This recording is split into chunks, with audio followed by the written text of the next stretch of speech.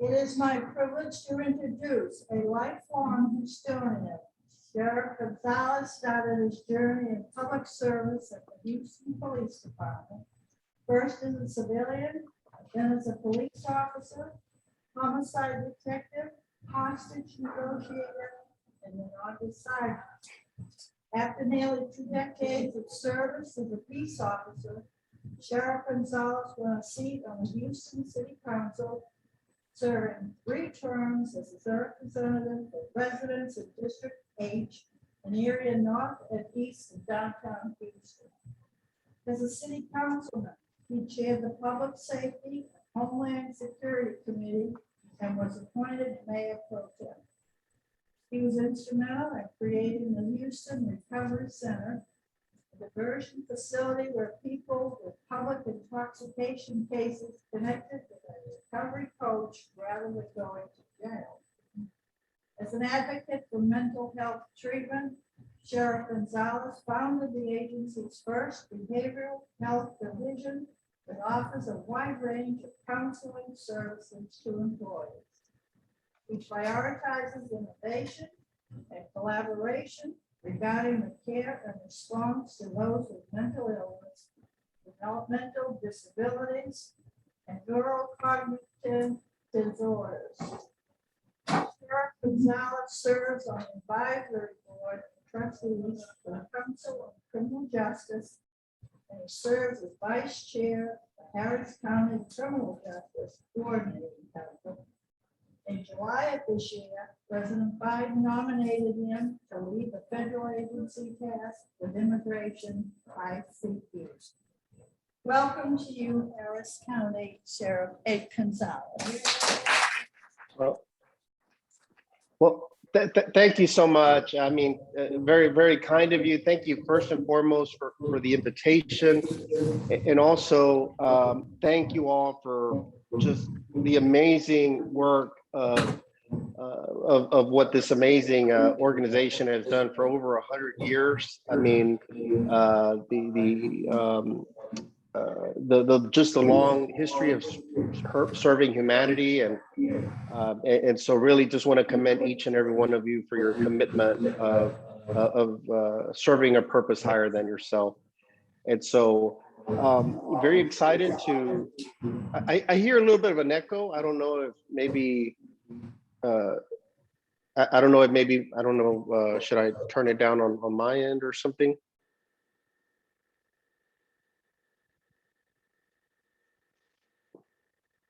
We'll keep trying it, or okay, that's better. Okay, sounds good. Can everyone hear me?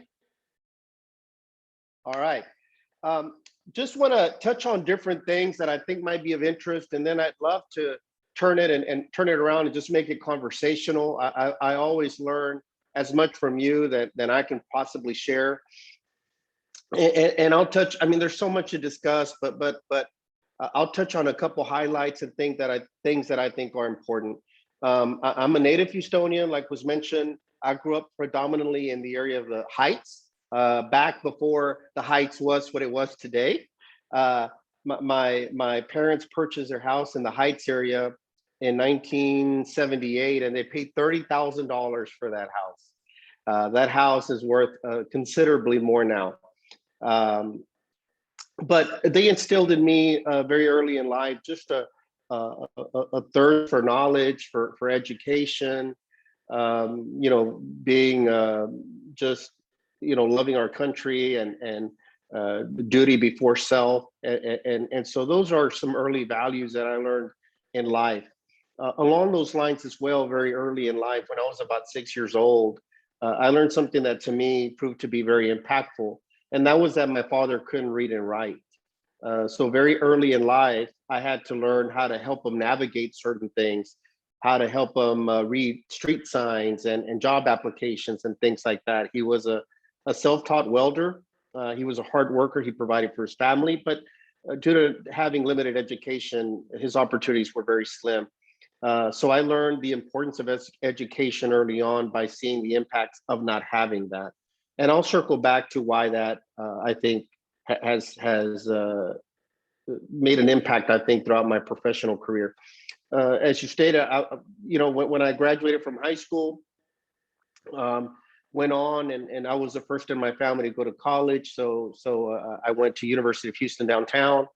I was still trying to navigate and figure out what I wanted to do professionally. And it was then that I met a Houston police officer. And when I met that police officer, that was when the light went on for me. I'm like, that's what I want to do. I want to be able to help my community. I want to protect and serve. And so that became my passion. And so I was able to sign up. I became a Houston police officer. I worked in some great assignments like being a homicide detective, all the stuff we see on TV and working the big cases. I got to do that. One of my favorite show growing up was Columbo, for those of you that may remember that. So I got a chance to investigate cases like Columbo. But after that, as I was transitioning from that line of work, I wanted to do something that I felt could make a bigger impact. I wanted to also shape public policy because for too long, as a policeman, we would arrest people and throw people in jail, but I wanted to be able to really shape looking at the rest of the system. And so I joined Houston City Council. I served as mayor pro tem. I served for 3 years. I was also chair of the Public Safety Committee, where I was able to advocate for important programs such as what you heard. We call it the Sobering Center. More formally, it's called the Houston Recovery Center, because at the time we found out that the Houston Police Department was arresting every year about 15,000 people for public intoxication. Now, I'm not talking about driving while intoxicated. That's a whole different level. They don't get a free pass from us. But for those that were simply intoxicated and in public, and we figured out, why don't we, instead of just taking them to jail, and it's a revolving cycle and we're spending millions of dollars, why don't we just take them to a place where they could sober up, we could connect them to a recovery coach and better deal with the root cause, which is really this person has a drinking issue. We call it the old Andy Griffith model, for those of you that may remember. Basically, what happened is we would arrest them, not arrest them, we would detain someone that was intoxicated. We would take them to a facility, bare bones, they would sleep on a cot. We would let them sober up so they weren't a danger to themselves or anyone else. And then once they sobered up, we connected them to a recovery coach, hopefully get them some help for the issue that they were grappling with, and then we'd let them go on. And we were dealing, of course, with maybe a young college student, maybe a veteran, maybe it was just a business person, and so it really became a successful program. It's still in place now, but it really taught me about good government, about how do we turn an issue, find a way to save money, put our cops on the streets much quicker, and in the end, along the lines of what your great organization does, also serve humanity, because we're trying to lift people up. Simply incarcerating them, if it worked, it'd be great, but we kept seeing them over and over because nobody was dealing with the core issue, which was the public intoxication. So that's just an example of some of the work that I did then. In 2016, I was elected to serve as sheriff of Harris County. The Harris County, it's the third largest county in the country, the largest in the state of Texas. I oversee close to 5,000 employees. And we also operate the largest mental health hospital in the entire state. Many people that end up being incarcerated are there because some, not all, have some level of mental illness. And I'm not talking just about, man, that person's a little off. I'm talking about they've been assessed by a professional, they're on medications, and we as taxpayers pay for that. We currently, in our county jail, have 9,000 people that are incarcerated. That includes individuals well into their 70s, 80s. We have individuals that are blind. We have individuals with dementia. We have individuals with serious mental illness. We have individuals that are there from minor offenses all the way to the most serious, heinous crimes in our community, capital murder.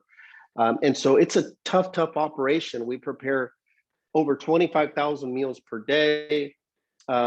We have, of the 9,000 people that are incarcerated, about 70% of them are what we consider pre-trial detainees, which mean that they haven't been convicted. the distinction is that we're not a prison. We're just a jail facility. So people get arrested, they come into the county jail, and then there's a number of different paths that they're going to take. Some stay in jail because they can't pay bail. Others get off because of a judge's decision or because they were given a PR bond. Others because they go to court and then they end up convicted, then they go to the prison system. So we're kind of supposed to be a temporary place. It's become a lot more long-term simply because the court systems have backed up. Going back to Harvey, a lot of our courts shut down. The judges weren't able to have trials. And then with COVID and all that, it just really has put a big strain on our operations. Another thing that I want you to understand, remember what I mentioned, that about 70% of our population in there is pretrial individuals. We every year in our region, 90,000 children have a parent that's incarcerated in our jail. 90,000, and I think it's important to know, regardless of how we approach these problems, is that this is an issue that eventually society is going to have to continue to deal with, because a large percentage of our population are illiterate. You know, they can't read and write, they dropped out of school. There's a lot of different issues. We also have veterans, for example, veterans that have come back from serving abroad and come back and they struggle with PTSD and other things, and they end up acting out, they end up being arrested. And then we do our best to try to get them the support they need so they can connect with the VA and other services that are in our community so they can be productive members of our community once again. And so, but again, 90,000 children have a parent that's incarcerated in jail. And so I think going back to my childhood, of what I mentioned about my father not being able to read and write, I think that's what really inspired me to want to help others. You know, to give people a hand. I believe in second chances when it's appropriate. I believe that at one point or another, we've all tripped, we've all fallen in some way, and we all need picking up once in a while. Obviously, we have to balance that with a lot of other issues, but I add that simply as context to let you know that that's what happens here in our county, and that's what happens in the county jail. You know, if we weren't going through COVID right now, I would invite y'all on a field trip to come visit our jail facility. I promise we'll let you out if you're good. But would love for you to come and just walk and see, maybe inspire some folks with just a word of encouragement. Just, you know, just trying to just give them a word of encouragement. I always tell them, look, I believe in accountability. You're going to have to resolve your matter in court. But I hope that when you leave here, whether it's to the prison or you go back in our community, that you really take advantage of trying to get in a better path. Because ultimately, yes, I believe in compassion, but I also don't want them to go out there committing more crimes. Because those that leave the prison system, not the jail, but the prison system, when they come out, one statistic that I heard is that within 36, about 70% of them will reoffend within 36 months. Within 36 months, somebody that leaves the state prison system is going to end up reoffending. And I don't want it to be us or one of our loved ones that, you know, they're out in the community, they're pumping gas or something, and here's somebody that was formerly incarcerated. They don't have any more hope. They've got a gun, they've got a knife, and they're going to commit another crime and end up back in prison and hurt somebody as well. Why do they reoffend? Well, there's a lot of different factors. It could be that, remember what I said, many are illiterate, no job skills. The economy's pretty tough at times. Nobody wants to hire an ex-con, somebody that's been arrested before. That label kind of goes with them. Nobody wants to rent to them anymore because they're like, hey, you're a risk, you've been formerly incarcerated. And I say those things, I have my own opinions, but I say it just as food for thought. I want to kind of add context so that as I mentioned, I'm throwing a lot of different topics out there so that you as leaders can say, I never thought about that, or yes, I never thought about what are we doing once they come out of prison, even if I say throw away the key and don't ever let them out, at some point they're going to come out. And what is society doing to make sure that somebody's willing to hire them and give them a chance if they stay clean and are willing to work? And so these are things that as society we got to grapple with, because if not, we're going to continue to see individuals reoffending. Now, I've touched a lot on some of the stuff with the jail. Externally, we have over 1,700 square miles. Our area of responsibility covers everything from the Katy area. We have units out right now, for example, investigating a crash. We had two today, I think, pretty serious ones that happened over on, one second, on Jack Road in Katy Hockley, and so we investigate crashes. One of the things that we're really also now struggling with a lot is we're getting a lot of, especially young individuals that are racing vehicles and spinning tires and doing very dangerous behavior, putting a lot of other people at risk. Now, we know that for some people might say, well, they're just having fun, and we all did it at one point or another. I get that, but our public roadways are very dangerous right now. We have a very dangerous driving culture in Harris County. We have a lot of people that drink and drive. And so when you add the added elements of people racing, it's a recipe for disaster. And these are sometimes young drivers with souped up cars.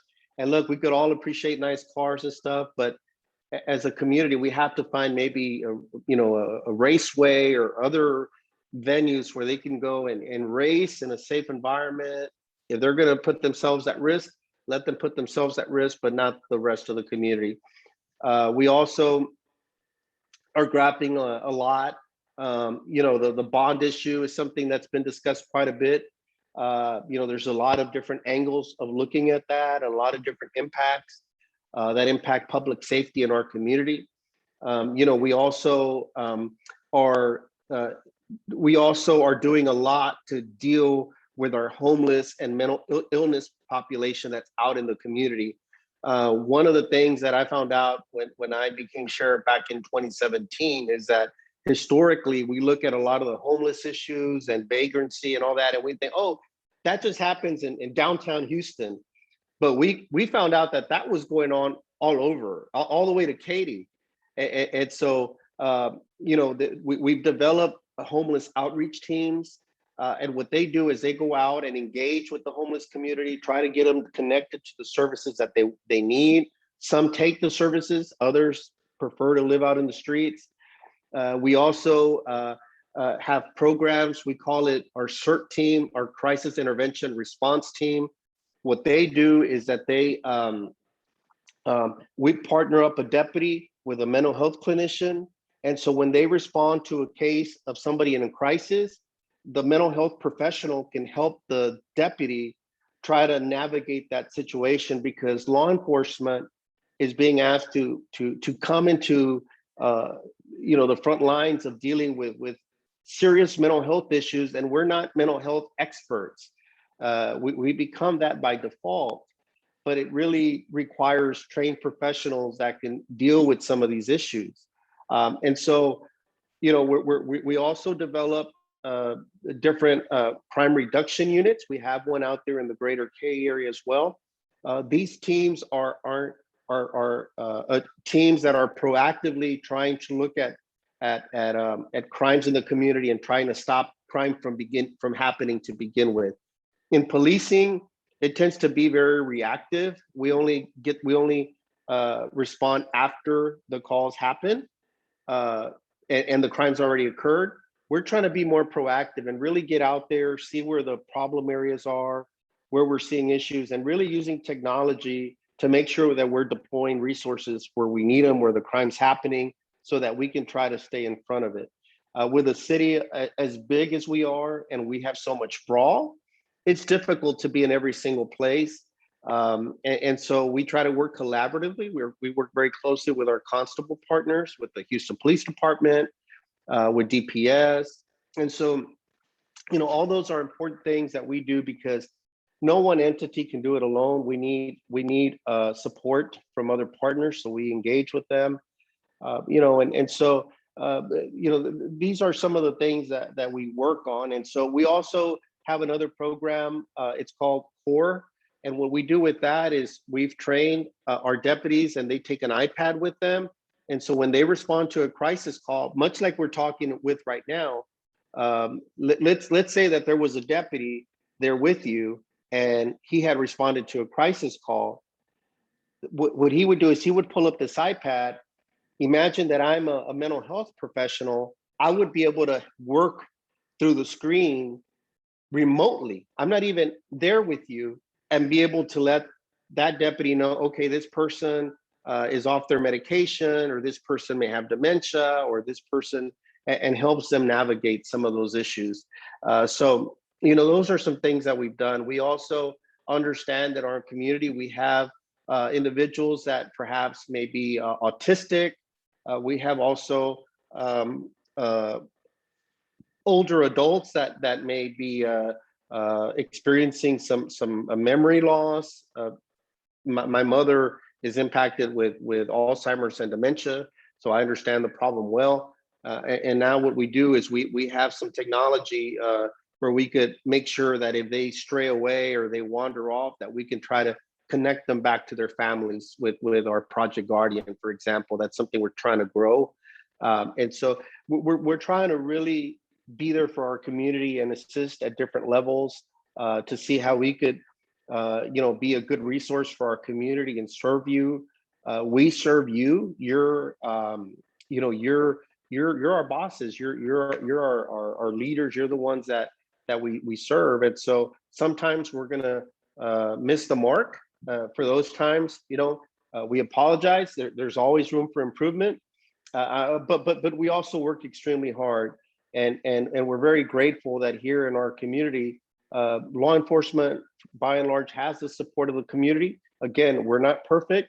We have bad experiences that are unfortunate, that sometimes require us to take disciplinary action against those that are doing wrongdoing. But by and large, we're very fortunate that we have a lot of hardworking professional staff, both on the field, administrative staff, as well as in our jail, that every day work hard to do a good job for you.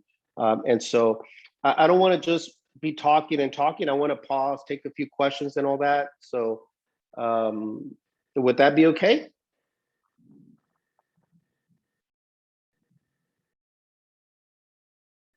That's a question. Okay. I'm Nancy Chesbro. Because of Hurricane Ida, we have a lot of people coming into the Houston area. How has that impacted our police and safety system? Yeah, well, for the moment, I think a lot of folks were displaced. So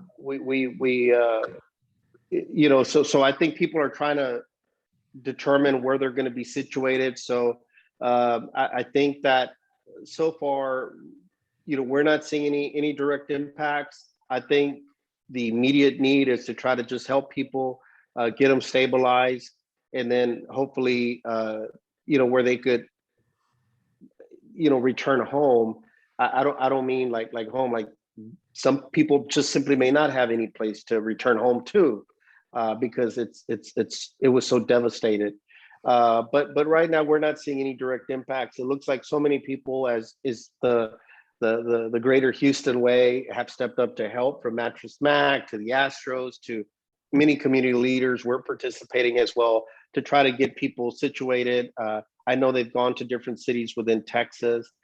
And so I really don't know the impact. I've seen before with storms like Katrina, for example, when we had our population change dramatically in terms of the numbers. Many people just couldn't return back to New Orleans. And so they ended up living here in the Greater Houston area. But right now, I think initially the main thing is just to help people in their time of need. We haven't seen any impacts just yet. We have one in Jack. There was a chat question that asked, what are you doing? What facilities do you have for pregnant women after delivery? Before and after. Before and after. Yeah, thank you for asking that. Pregnant women in our jail is sometimes something that the average, citizen doesn't think about. I think right now we have about 20 women that are pregnant that are arrested for different things. Let me just say that generally speaking, that jails were never designed for women in mind. They were designed for men in mind. And so it's a very challenging population for us. We typically have around 1,000 women that are locked up on any given day. One of the things, this is just my own experience of when I walk through the jail, is many times, and again, when I say this, I want to make sure that you understand, and this is a caveat, I'm not making excuses. I say this simply just to add a little bit of context, that we have individuals that are out there are bad actors. They're out there committing crimes. And then you have some that just, because in society, we tend to never really get into the root causes of why people are acting out. And sometimes what my experience has been is that we've come across a lot of women that in their lifetime have been abused, that in different ways have been domestic violence issues, a lot of things that sometimes lead to some criminality. And again, I don't say that as an excuse, but I do say that there's a lot of unresolved issues that we tend to see a lot with our female population. The challenging thing is that when a woman gets pregnant, we take them out to a hospital, and then once they deliver, pretty much by that next day, we're required to bring them back. And so there's almost no time for that bonding to occur. We're trying to change that as best we can, but it's very difficult in a jail environment, especially right now because of COVID. Now, what starts happening? Now we've developed the potential for another generation of individuals that are really, right from the moment of birth, are almost dealt a bad hand. No fault of their own. They were just born into this world, and mom happens to be in jail. That's why I mentioned earlier that every given year we have 90,000 students that have a parent that's incarcerated in jail. And I don't know if we have any educators in the room, but I would imagine okay, I see a hand go up. I would imagine that firsthand that sometimes you're dealing with students, and then you start understanding, like, well, why is little Johnny not performing well, or late to class, or, well, look, dad's in jail, mom's in jail, there's no money at home because of whatever, and so all these are issues that manifest themselves in a classroom, and then we end up people continuing to become incarcerated because nothing was done over time. And I'm not saying I know the solution, but I simply say it as leaders that these are things that society has to grapple with. And again, same thing, we separate the child from birth. Many don't know, but if a person has a mom or dad that's been incarcerated in jail, statistically speaking, they're likely to end up becoming justice involved as well as they go. It's just a stigma that comes with it. This is just statistically, it's been shown that that's what happens. So we end up just creating another generation of people that will end up coming into our jail, in the future years. And so it's a tremendous expense that we pay as taxpayers. Like I said earlier, I mentioned that we're the largest mental health hospital. Well, who do you think funds that? You all. We do, right? So if we do spend on mental health, only we spend it inside the jail. I would much rather find ways to really help the community when they need those services, like those veterans, before they end up becoming incarcerated. Ideally, that would be the better thing. But unfortunately, we have some folks end up coming into the jail and they get better services inside the jail because they that's when we could diagnose them. That's when they have mental health services. It's very difficult for someone that has mental issues to just show up at a hospital and say, you know, I'm hearing voices and I don't know what it is. I mean, hospitals aren't equipped for that. They're there to deal with cancer and cuts and gunshot wounds, not for what's going on inside the mind. And there's very few hospital beds to support a community this large with everybody that has some level of Alzheimer's, dementia, homelessness. We have over 9% of our population are described as being homeless individuals. So we're paying for them to house them, but as taxpayers, it starts getting very expensive to house somebody there. But in reality, they're just homeless. You know, they need other type of services, in my opinion, because if not, this person's going to keep coming in and out of jail, and it becomes very expensive. We have over 36% of our population, 3 out of every 10, are at least on one psychiatric medication. One psychiatric medication. Some are multiple, 2, 3 medications. So we as taxpayers are spending hundreds of dollars per day to maintain the care of that individual inside the jail system. And they're not even convicted yet. And so I'm not saying it's right, I'm not saying it's wrong. It's just open for discussion as leaders, and we're not going to figure out today, but just to understand what goes on in our community. Yes, sir. Question in Spanish. Buenas noches, Che González, Santo Manzanillo, de República Dominicana. Es un honor vivir en Katy junto a mi familia hace 1 año y 2 meses. Me encanta la ciudad, a mí también. Pero tengo una pregunta rápida, bajo su competencia, saber por qué es tan permisible el conducir usando el celular, que es muy común y lo noto cada vez que tengo que estar en el área. He was asking, he was asking, first of all, that he loves the Katy community. He and his family live there. And so he loves the community. The main question was why more isn't done for individuals that are driving and on their cell phones a lot. And so one of the challenges that we have is that it's sometimes hard for us to see when somebody's using a cell phone while they're driving, because you know, they may have it on GPS, or we can enforce it if we see them. Sometimes it's hard to find them, and so that's just one of those things that it's tough to really address. I wish more people took personal responsibility, because distracted driving is very dangerous. Manejar conduciendo cuando alguien está en el celular es muy peligroso. A veces es tan peligroso como si uno anda manejando intoxicado. Es muy difícil a ver, porque la gente, hay tantos automóviles, las personas a veces están en GPS o no podemos ver dentro del carro. Entonces es algo que tratamos de determinar si le podemos dar una infracción. Otro problema que tenemos es que tenemos demasiada gente que está manejando después de consumir alcohol.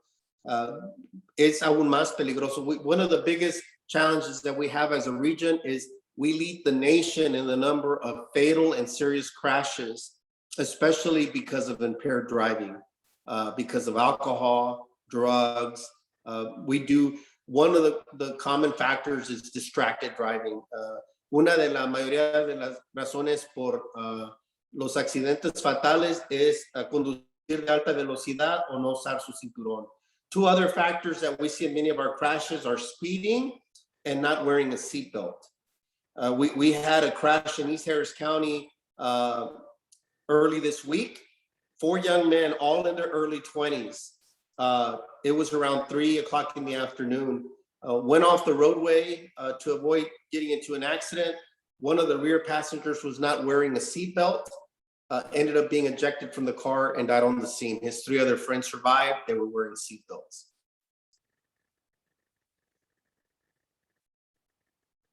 Yes, sir. On the screen, no?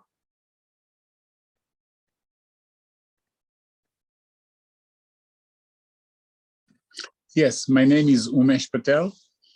I had a question. You mentioned in your talk about illiteracy. Well, I wasn't aware that we have such a large number, but then considering in terms of the jail and all that, if you have that kind of illiteracy, and then because of the illiteracy also, there is sometimes ignorance of the law also and all that, and it leads them to the jail terms. Now, within the jail, do you have some voluntary organizations whom you work with who are helping you out in terms of voluntary work where illiteracy can be reduced within the jail time? Yeah, thank you so much for your question.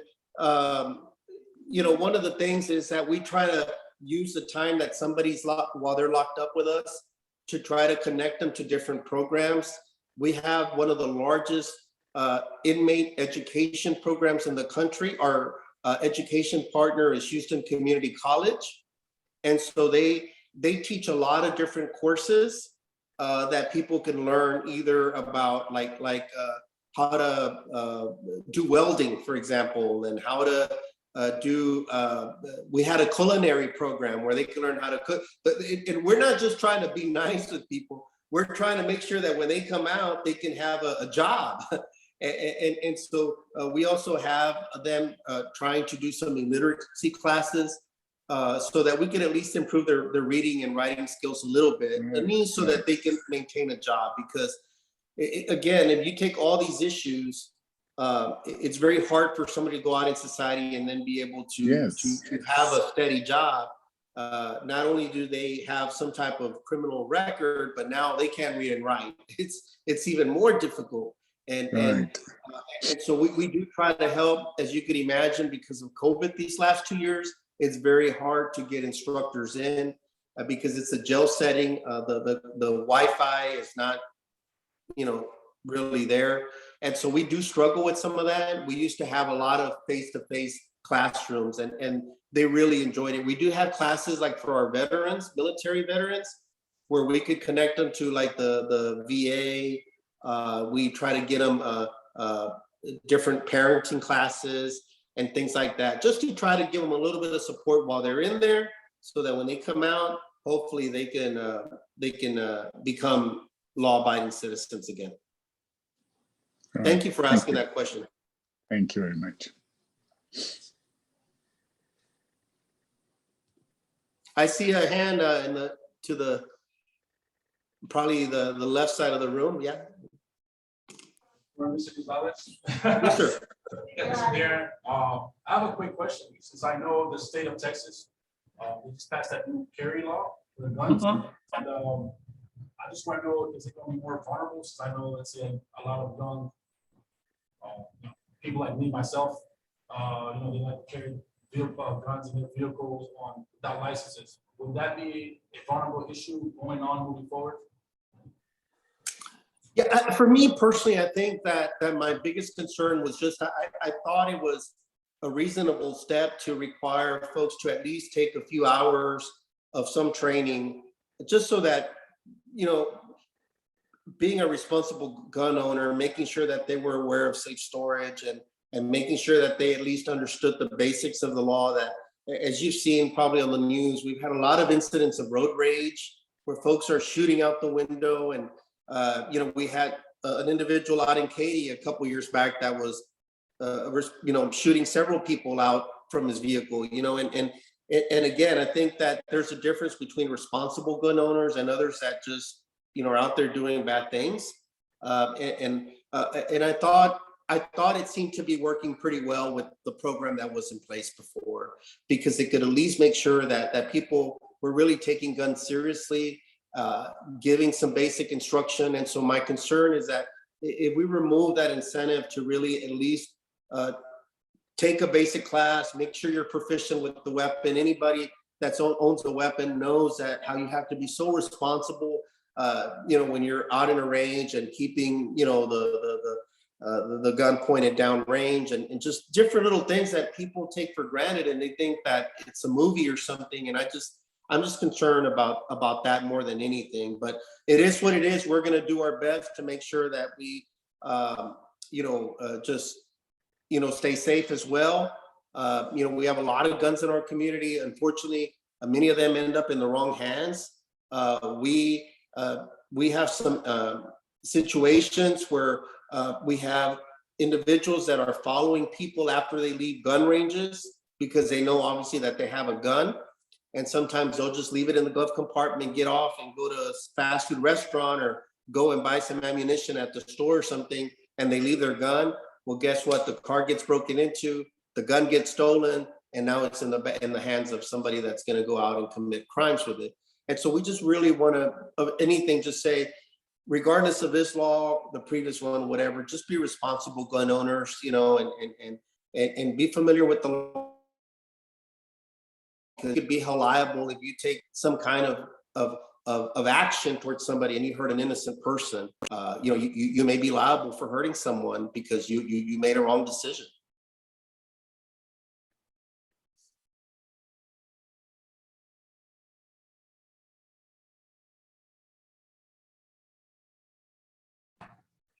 Florida asked a question. She was asking about what is the status of HIVs in the prisons?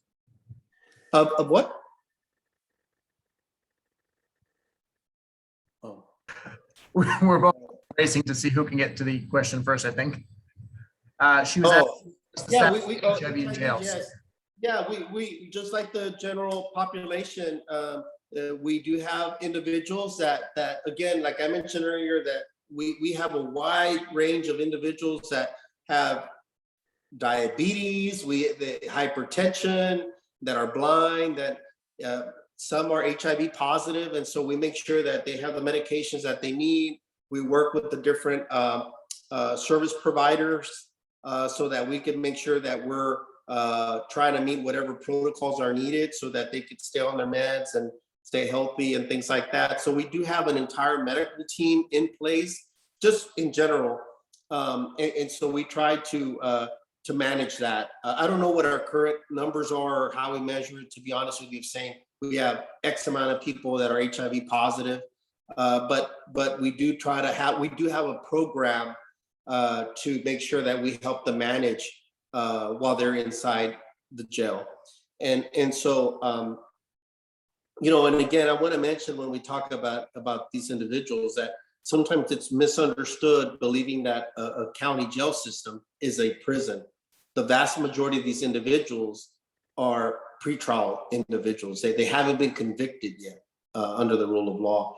So, we have to provide medical care. We have to do all of that. So it's a tall order. And we don't have the people that come into the jail. To the individual that asked me about the literacy question, on the other end, many of the people that end up coming in jail, they don't have the best health as well.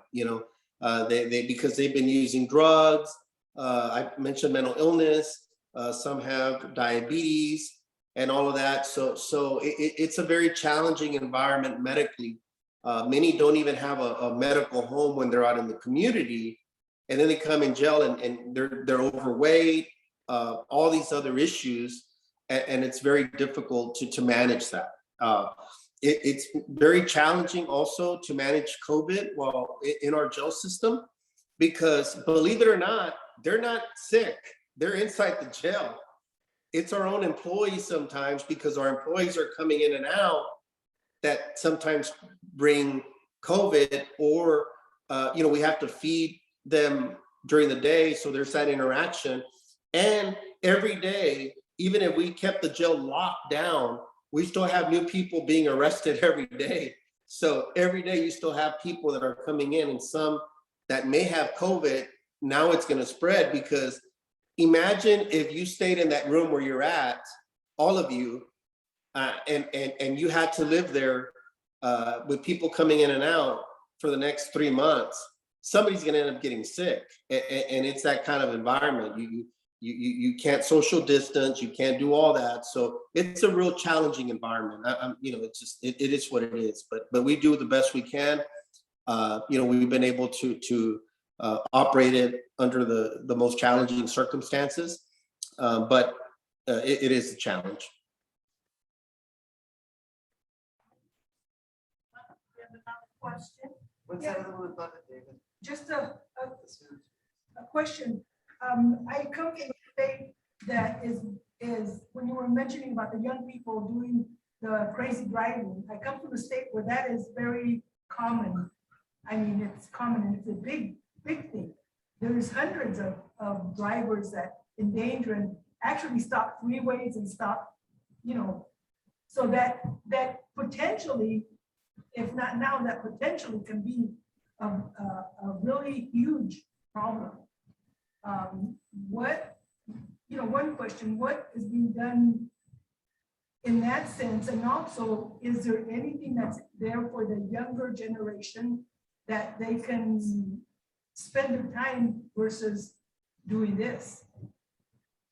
Yeah, it's very dangerous because people are getting hurt because they are spectators and they start spinning tires and people's parking lots are getting damaged and people are getting hurt, and they're, like you said, we call them street takeovers, where they'll shut down and stop entire corridors to race and do other things, and people can't get through and they're loud, and it's a mess right now.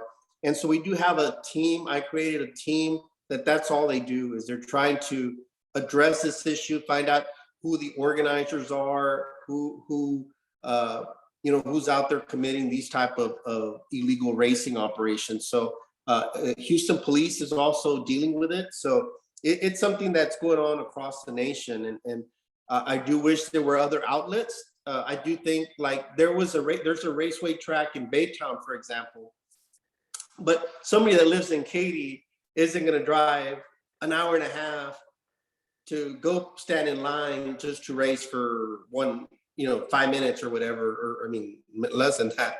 And it's just not feasible. So we would need other venues like that in other parts, like in Northwest Harris County and other more spread out, where they can come, they can pay a fee. It's in a track and those type or other activities for young people as well.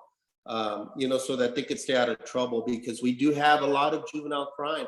We have a lot of young teenagers that are committing very serious crime. They're committing armed robberies and things like that. So it's a serious issue. And as a society, we got to do something to make sure, because I grew up in an era where we were always respectful to authority figures and things like that, but it's a different world these days. And so, it's just different now. I saw one question about our transgender community. We do have transgender members inside our jail as well. We have a liaison that's their only work, is to try to be a liaison to our transgender community to make sure that we're treating them respectfully while they're in our facility, and treating people fairly and with compassion. Whenever we try to educate our employees as well, to make sure that they're using the appropriate language, and so that we could make sure that we just have a culture of respect, of understanding. And so we do invest in making sure that we're being fair to all members of our community, including transgender members. And we do comply with the PREA requirements as well, to keep folks separated as well, and to make sure that we're being very respectful of their identity and how they identify.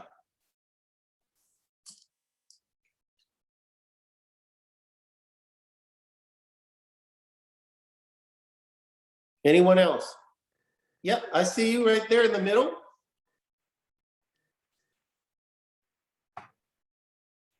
Okay, I'd like to thank you for serving on the front lines and in such a dangerous position. I'd like to know that I, in particular, and all of us here, I'm sure,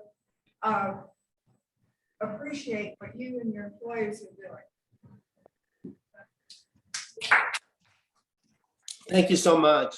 I greatly appreciate it.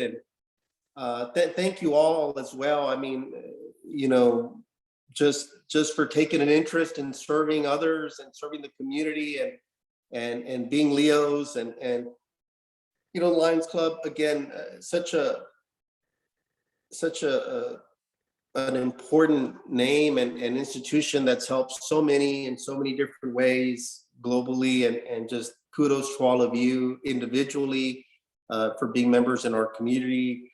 Obviously as well, just a shout out on my behalf to all our service members out there. We know that a lot of discussions have been going on about wars and Afghanistan, all that, and we could leave the politics aside, but at the end of the day, it's the service members that have sacrificed so much, their families, and so we owe them a debt of gratitude, not only those serving now, but in previous conflicts and wars in our history, and even in peacetime. I hope that they can return back safely and have good lives and deal with a lot of the issues that perhaps sometimes linger, like PTSD and other things like that. So really grateful for our service members that served, and all of you that are in the room that have served or have a son or daughter, a loved one, or someone that's serving.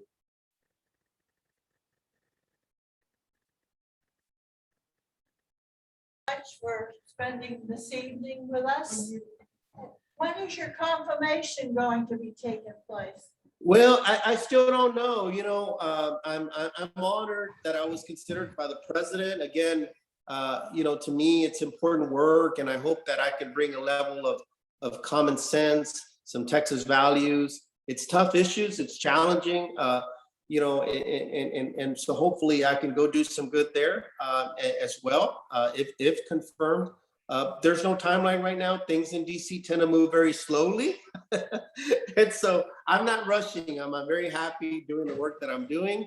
And so it's a little bit bittersweet, but as I said earlier as well, I was raised in duty before self. And if I can serve my country in a different level and I'm being asked to, then it's something that I would consider an honor to be able to serve at that level and make a positive difference and make a positive impact. Every day that we're given life, we're blessed with 86,400 seconds in a day, and they expire at midnight. And so we're blessed to be alive, and I want to make sure that every day, whether I'm a sheriff, whether I'm serving in a different capacity, or just as a human being like you all, that I try to be impactful. Like, kindness doesn't cost much. It's a simple hello, it's a greeting, it's a respectful engagement. It's about being good to one another, and I hope that I can make an impact every day with the 86,400 seconds that I have, like you all do as well in your respective lives. So whenever that time comes, if I'm confirmed, then I consider it an honor, but I'm not in a rush either. I'm very happy with what I'm doing. We're happy with what you're doing here in Houston. So thank you very much. Thank you so much. Thank you.